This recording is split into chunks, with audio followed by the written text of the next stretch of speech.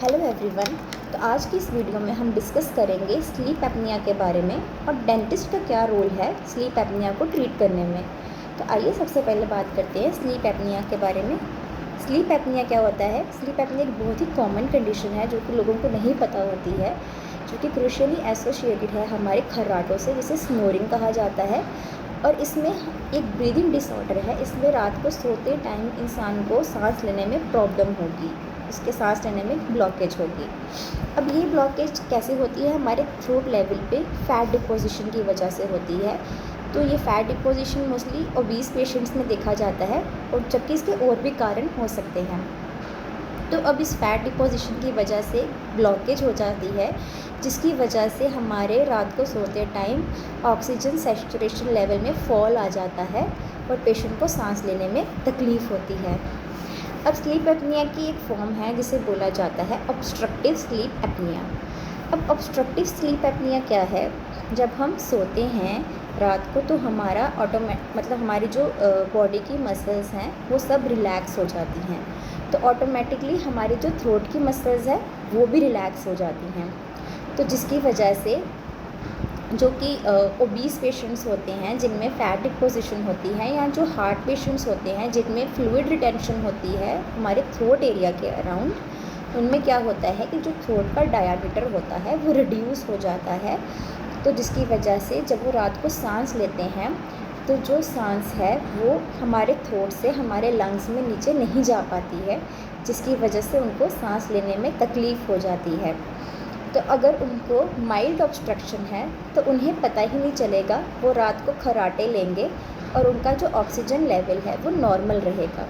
लेकिन अगर उनको सीवियर ऑब्स्ट्रक्शन है थ्रोट में, तो जब वो सांस नहीं ले पाएंगे अच्छे से, उनको एकदम से ऑक्सीजन लेवल उनका फॉल हो जाएगा और वो उठ जाएंगे।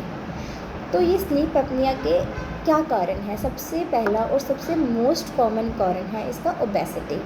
तो ओबेसिटी में मैंने जैसे बताया कि हमारे थ्रोट में फ़ैट डिपोजिशन हो जाएगा, जिसकी वजह से सांस लेने में तकलीफ़ होती है। तो ये इसका मोस्ट कॉमन कारण है। अगर हमारी ओरल एबनॉर्मलिटीज़ हो सकती हैं, जैसे कि जो हमारा ये लोअर जॉ है, नीचे का जबड़ा, ये पीछे की तरफ होगा, हमारी जीभ मोटी होगी, थिक एंड लार्ज टंग होगी, जो नेक है नेक लॉन्ग एंड थिक नेक होगी, सरकमफ्रेंस इसका थिक होगा, लॉन्ग होगा, यूविला थिक होगा, सॉफ्ट जो हमारा हार्ट पैलेट है वो हाई होगा। तो ये कारणों की वजह से हमें स्लीप एपनिया हो सकता है। तो स्लीप एपनिया के क्या सिम्टम्स हैं? जब आपको मैंने बताया सबसे पहले, तो जब आपको सांस लेने में तकलीफ़ होगी आप एकदम से उठ जाएंगे, तो ये बार बार उठने के एपिसोड्स होंगे।